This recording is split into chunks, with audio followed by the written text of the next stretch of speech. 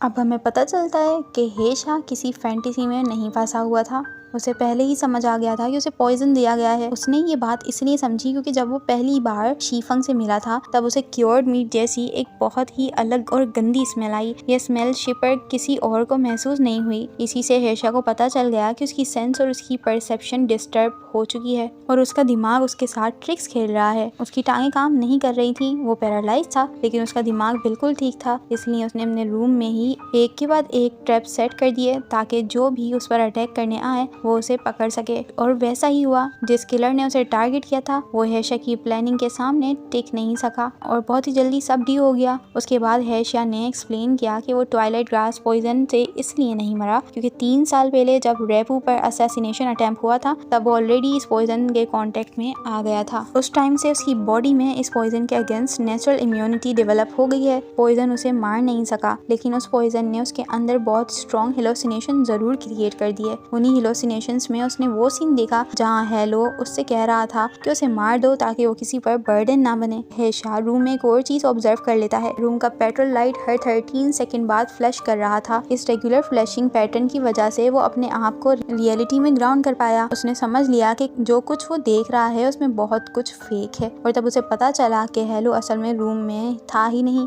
अब उसने किलर को पकड़ लिया था तो हेशा सीधा उससे पूछता है कि नानान पर आर्काइव के लोगों को टारगेट क्यों किया जा रहा है। जब उसने असासिन को सर्च किया तो उसे एक लेटर मिला। उस लेटर में पिक्चर प्लांट का जिक्र था, एक 20 साल पुरानी साजिश जिसका मकसद था आर्काइव के लोगों को खत्म कर देना और फिर उसके बाद प्लान का नेक्स्ट फेज स्टार्ट करना। लेकिन हेशा उस लेटर से और इन्फॉर्मेशन निकाल पाता उससे पहले ही किलर ने एकदम से वो लेटर छीन लिया और उसे निगल गया। फिर उसने असासिन का मजाक उड़ाया। उसने कहा कि वो सब लोग बस पॉन्स हैं, यानी सिर्फ मोरे हैं, और नानान असल में एक जायंट पिक्चर प्लांट का है जहाँ से आर्काइव के फ्लाइज कभी बाहर नहीं निकल सकते। ये सुनकर हेशा को सिचुएशन की सीरियसनेस समझ आती है। उसे फौरन लगा कि अब उसे हेलो को ढूंढना ही पड़ेगा। दूसरी तरफ नानान पर हेलो अब भी स्टीवन के साथ मिलकर कल्प्रिट को एक्सपोज करने की कोशिश कर रहा होता है क्योंकि उसकी डेडलाइन ऑलमोस्ट खत्म होने वाली थी। एनिमी को बाहर निकालने के लिए हेलो ने एक नया प्लान बनाया। रात के टाइम वो चुपके से शिप पर घूमता है और सोए हुए पैसेंजर्स की बॉडी पर फेक रेड रैशेस पेंट कर देता है। ये मार्क्स वो एक स्पेशल अर्ब मिक्सचर से बनाता है ताकि वो बिल्कुल उसी टॉक्सिक वीट पॉइजनिंग जैसे लगे। और सबसे स्मार्ट बात ये थी कि फेक पिगमेंट सिर्फ एक कस्टम अल्कोहल रीएजेंट से ही हट सकते थे।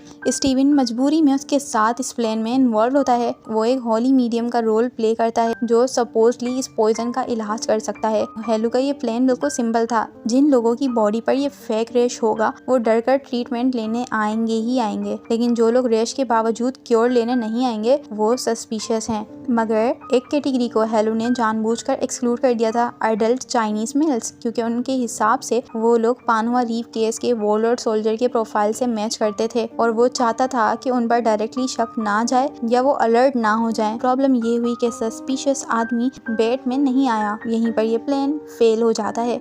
अब नानान डिपार्चर के लिए रेडी हो रहा था और डेडलाइन तो ऑलमोस्ट उसके सामने आ गई थी। इस प्रेशर के बीच हेलो को अचानक से एक इम्पोर्टेंट रियलाइजेशन होती है। वो सोचता है कि शिप पर डॉक्टर्स भी तो मौजूद हैं। अगर सच में टॉक्सिक वीट आउटब्रेक होता तो डॉक्टर्स को रिएक्ट करना चाहिए था। एक असली शिप डॉक्टर तो पूरी शिप को लॉक डाउन कर देता ताकि पॉइजन और ना फैल सके, लेकिन यहाँ तो डॉक्टर्स ने कोई रिएक्शन ही नहीं दिया और यहीं से हेलो को समझ आ गया कि रियल कल्प्रिट डॉक्टर्स ही हैं। लेकिन वो इस ब्रेक थ्रू पर एक्शन ले पाता उससे पहले ही स्टीवन ने कह दिया कि उनका डील खत्म हो चुका है। स्टीवन अब और थ्योरीज सुनना नहीं चाहता था। उसने और उसके आर्म मैन ने सीधा हेलो पर फायरिंग शुरू कर दी। गोलियों से बचते हेलो ने एक डेस्परेट जंप लगा और सीधा शिप से समंदर में कूद गया। काफी देर तक तैरने के बाद वो किसी तरह एक और शिप बाउंड पर चढ़ने में सक्सेसफुल हो गया, वो भी सीधा पब्लिक टॉयलेट के थ्रू। वहाँ उसकी मुलाकात एक आदमी से होती है जिसका नाम है जियानशी, जो कि एक अकाउंटेंट होता है। शुरू में जियानशी उसे एक स्टोव समझता है, यानी एक ऐसा आदमी जो बिना टिकट के चुपके से शिप पर चढ़ गया। दोनों का झगड़ा प्रॉपर्ली स्टार्ट भी नहीं होता कि तभी उन्हें पकड़ लेता है शिप का एक लोकल टायरेंट ब्रदर लॉन्ग फौरन से जियानशी मेहनती कमाई छीन लेता है। हेलो उस वक्त इंजर्ड होता है और उसे सीन क्रिएट नहीं करना था, इसलिए वो फौरन घुटनों पर बैठ जाता है और रहम की भीख मांगता है। फिर वो एक इमोशनल झूठ भी बोल देता है। वो कहता है कि वो और जियानशी कजन है और अपने खानदानों के आखिरी बचे हुए मेंबर्स पैसेंजर्स हैं। रिस्पेक्ट दिखाने के नाम पर वो अपने पास से बचा हुआ पैसा ही ब्रदर लोंग को दे देता है। लोंग खुश हो जाता है, वो पैसा ले लेता है और उन्हें प्रोटेक्शन देने का प्रॉमिस कर देता है और कहता है कि उनके लिए एक प्राइवेट रूम अरेंज कर दिया जाएगा। साथ ही वो बोलता है कि टिकट एक फेक नाम से लिया जाए जो होगा जांग हे यान। जियांशी नेचुरली गुस्से में आ जाता है। उसे लगता है कि हेलो ने इतनी आसानी से बदमाशों के आगे झुककर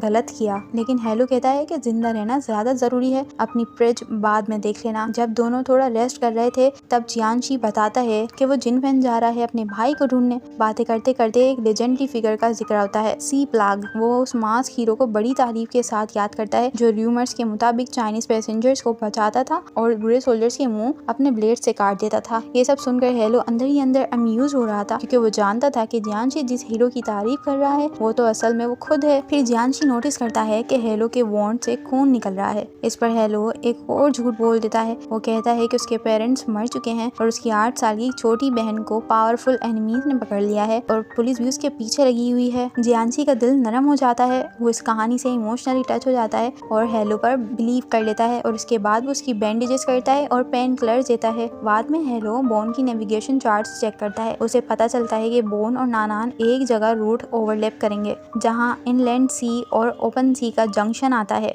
कि बोन 4:28 PM पर उस पॉइंट पर पहुंचेगा जबकि नानान 6:36 PM पर वहां से गुजरेगा। तब हेलो डिसाइड करता है कि वो वहां से स्विम करके नानान तक चला जाएगा ताकि अपने फ्रेंड को बचा सके, लेकिन इस मिशन के लिए उसे पैसे चाहिए थे, इसीलिए वो जियांशी से लोन मांगता है और जियांशी उसे मना कर देता है और फिर हेलो एकदम से उसे बेहोश करके उसके पैसे चुरा लेता है। उसके बाद हेलो डेक पर जाकर माजोंग गेम ज्वाइन करता है। वहाँ 3 लोकल स्केमर्स हल्दी यानी और टर्मरिक यूज करके टाइल्स पर मार्क्स बनाकर चीटिंग कर रहे थे, लेकिन हेलो की सेंस बहुत शार्प थी। वो फौरन समझ जाता है गेम को तो ट्रिक किया जा रहा है और वो सब चीटिंग से जीत रहे हैं। फिर वो एक के बाद एक राउंड्स जीतने लगता है। अपनी विनिंग्स का कुछ हिस्सा वो ब्रदर लोंग को भी देता रहता है ताकि वो टायरेंट उसकी साइड में रहे। थोड़ी देर बाद जियांशी होश में आता है और सीधा टेबल तक पहुंचता है। वो जोर से चिल्लाता है कि हेलो चीट कर रहा है और ये भी बोलता है कि सी प्लाग आकर सजा देगा, लेकिन हेलो उल्टा 3 प्लेयर्स को एक्सपोज कर देता है कि असल चीटिंग तो ये 3 स्कैमर्स कर रहे थे। बस फिर क्या था, वहाँ फाइट स्टार्ट हो जाती है और हेलो ने बहुत आसानी से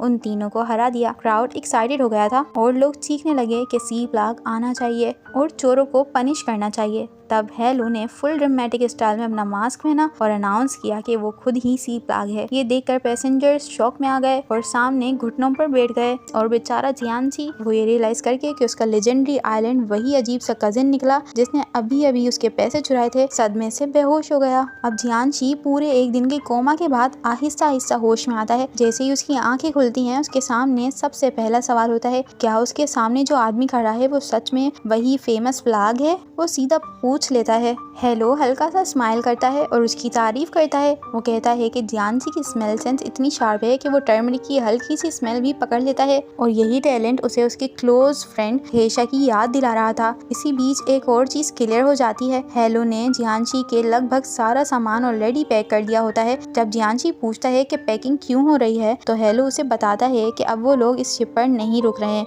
जियांशी आर्ग्यू करता है कि प्रॉब्लम सिर्फ हेलो के साथ है, उसका तो इन सब से कोई लेना देना नहीं है, लेकिन हेलो ये कहता है कि अब बोन पर सब लोग ये मान चुके हैं कि वो दोनों कजिन्स हैं। अगर हेलो निकल गया तो जियांशी पीछे रह जाएगा और जो लोग भी हेलो से बदला लेना चाह रहे थे वो जियांशी को पकड़कर टॉर्चर करेंगे ताकि उससे हेलो का पता चल सके। जियांशी आसपास के पैसेंजर को ये समझाने की कोशिश कर रहा था कि वो सी प्लाग का कजन नहीं है, लेकिन उसकी बात कोई सुनता ही नहीं है। सब लोग उसे डर कर दूर हट जाते हैं। तब हेलो कहता है कि सी प्लाग सिर्फ उन लोगों को टारगेट करता है जिनका कॉन्साइंस गिल्टी होता है। जियांशी फौरन जवाब देता है कि उसका कॉन्साइंस बिल्कुल क्लियर है क्योंकि वो भी एक ईमानदार अकाउंटेंट है और हमेशा सच बोलता है। इस पर हेलो उसे वार्न करता है कि ऐसी सीधी और जिद वाली ईमानदारी जिनफैन जैसे रूथलेस सिंडिकेट वाली जगह पर उसकी जान ले सकती है। फिर हेलो डिसाइड करता है कि जियांशी को अपने साथ ही रखेगा। उसे लगता है कि इतनी बुरी सिचुएशन के बावजूद जियांशी का जिंदा बच जाना इस बात का साइन है कि उसके पास बहुत ही ज्यादा स्ट्रॉन्ग लक है और अब आगे जो भी होने वाला है उसके लिए हेलो को वाकई इस लक की जरूरत पड़ेगी।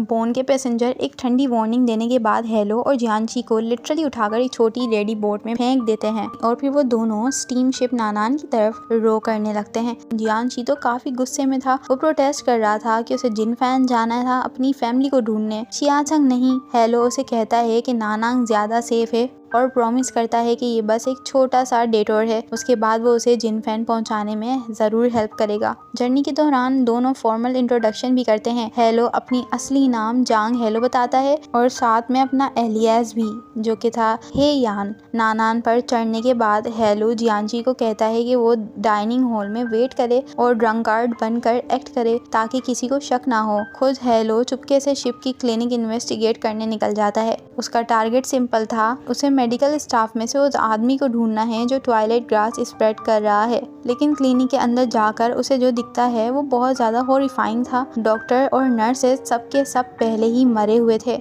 हेलो उनमें से एक बॉडी को एग्जामिन करता है तो गलती से वो एक हिडन मैकेनिज्म को ट्रिगर कर देता है। अचानक कॉर्प्स का मुंह खुल जाता है और उसमें से ट्वाइलाइट ग्रास का पाउडर का डेंजरस क्लाउड बाहर निकलता है। हेलो फौरन समझता है कि ये एक ट्रैप था और फिर वो खुद उस रूम के अंदर लॉक्ड हो जाता है। दूसरी तरफ जियांशी को शिप के पेट्रोलमैन पकड़ लेते हैं क्योंकि वो बिना टिकट के ट्रेवल कर रहा था। तभी वो क्लिनिक की खिड़की के पास हेलो को देख लेता है और अपनी जान बचाने के लिए फोन टायरेंट से उसकी शिकायत कर देता है।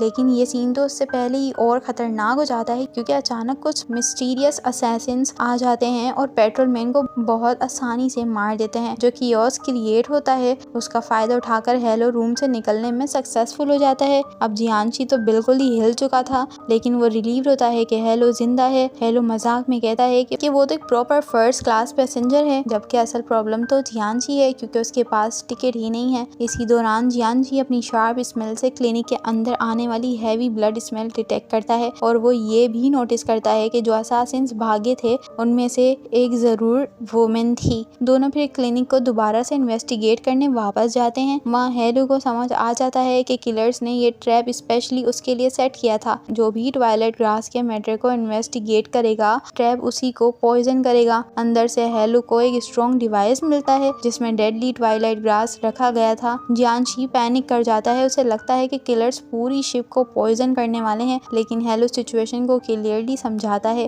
वो कहता है कि उनका टारगेट पूरी शिप नहीं है बल्कि सिर्फ वो लोग हैं जो नानान पर ट्वाइलाइट ग्रास को इन्वेस्टिगेट करने की कोशिश कर रहे हैं और यही पिक्चर प्लान प्रोजेक्ट की असली मतलब है। एक ऐसा डेडली ट्रैप जो इन्वेस्टिगेटर को खुद अपनी तरफ खींचकर उन्हें खत्म कर देगा। हेलो वो टॉक्सिक डिवाइस जियांशी को दे देता है और कहता है कि उसे छुपा कर रखो। क्लूज ढूंढने के लिए हेलो फिर सेलर ड्यूटी रूम में चला जाता है और नानांग का रोस्टर चेक करता है। वहाँ उसे सॉन्ग का नाम मिलता है, साथ ही एक और नाम मिलता है जिसका नाम था हे युन। उसे कंफर्म हो गया था कि ये लोग साउदर्न आर्काइव्स के मेंबर थे। हेलो को पूरी पिक्चर समझ आने लगती है। पूरी शिप एक जायंट ट्रैप है जो स्पेशली आर्काइव के एजेंट को हॉन्ट करने के लिए डिजाइन किया गया है और सबसे ज्यादा डरा देने वाली बात ये थी कि कम से कम 14 एजेंट्स तो ऑलरेडी फर्स्ट क्लास और सेकंड क्लास कैबिन्स में मर चुके थे। हेलो को शक होता है कि पूरी कॉन्स्पिरेसी पानहुआ रीफ में उसके पुराने एक्शंस के रिटेलिएशन हो सकती है। उसे ये भी लगता है कि रेपू ने जानबूझकर उसे इस शिप पर मरने के लिए भेजा था अपनी जगह।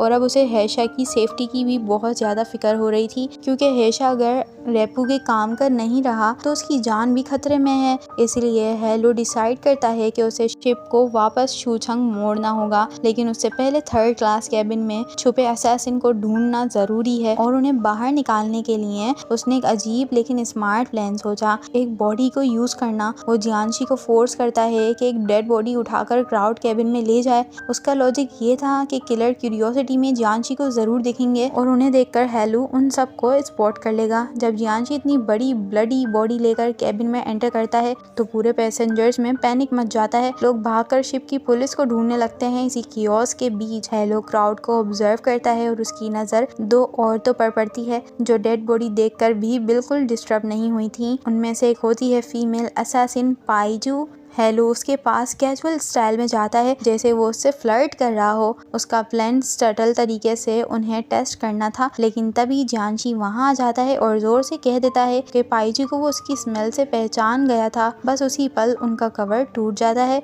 असैसिन फौरन रिएक्ट करते हैं। वो जोर जोर से चिल्लाना स्टार्ट कर देते हैं कि शिप में आग लग गई है। इसी झूठ से पूरे शिप पर स्टैम्पीड मच जाती है। सब लोग जान बचाने के लिए डेक की तरफ दौड़ पड़ते हैं। इसी डार्कनेस और कियोस के बीच हेशा जो अपनी इंजरीज के बावजूद शिप पर हेलो को ढूंढ रहा था, जियांशी को देख लेता है। डेक के दूसरी साइड पर हेलो को असासिन्स कॉर्नर कर लेते हैं। उनमें एक ओल्ड मैन भी था और एक बच्चा भी था। ये सब देखकर सीन और भी क्रीपी लगता है कि फाइट के दौरान हेलो को एक ब्लेड से स्टैब कर दिया जाता है। उस ब्लेड पर ट्वाइलाइट ग्रास का पॉइजन था। अब हेलो समझ जाता है कि उसके पास ज्यादा टाइम नहीं है। पॉइजन आहिस्ता आहिस्ता इफेक्ट करेगा, इसलिए वो डिसाइड करता है कि उसे फाइट जल्दी खत्म करना होगा। दूसरी तरफ हेशा को लगता है कि वो अब डायरेक्टली हेलो की हेल्प नहीं कर सकता, तो वो अपने पास का सारा पैसा जियांशी को दे देता है और कहता है कि ये सब हेलो तक पहुंचा देना। साथ में वो जियांशी को ये सच बता देता है कि हेलो ही असल में लेजेंडरी फ्लैग ऑफ नानयांग है।